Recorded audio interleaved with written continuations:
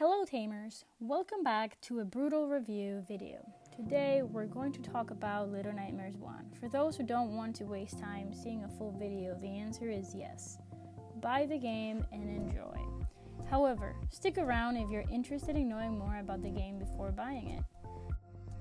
Little Nightmares is a puzzle platform horror game where you play as a yellow hooded child trying to escape from a scary place full of monsters. I consider this game quite hard to describe because of its multidimensionality. However, Little Nightmares is all about the vibe and scenery. When I say vibes, I'm referring to everything surrounding the character. They use well-thought background music, creating a strange, surreal feeling throughout the entirety of the game.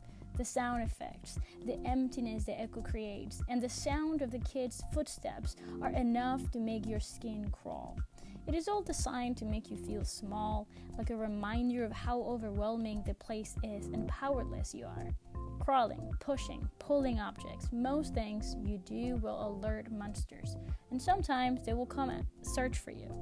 However, listening can also help you time your next move, since you can hear them walk away or towards you, keeping you on your toes at all times. The artistic style used to create horror and keep the player wanting more is complex and layered. The primary source of horror is the grotesque environment. They also use extreme sizing to recreate the sensation of vulnerability and hopelessness when having a nightmare.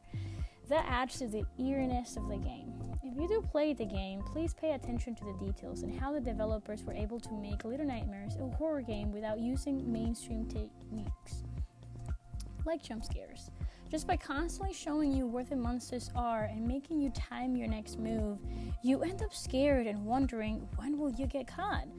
If you're not convinced yet, perhaps because you don't like scary games, let me tell you that Little Nightmares is like no other horror game. Yes, you will always be on edge and fear someone will creep from the deepness and snatch you.